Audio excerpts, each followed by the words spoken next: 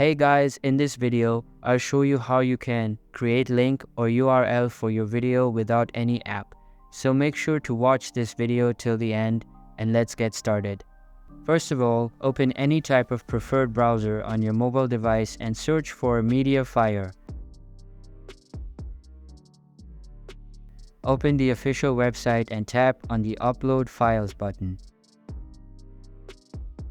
Now tap on the upload icon at the top of the screen and then tap on the Browse Files icon at bottom left corner of your screen.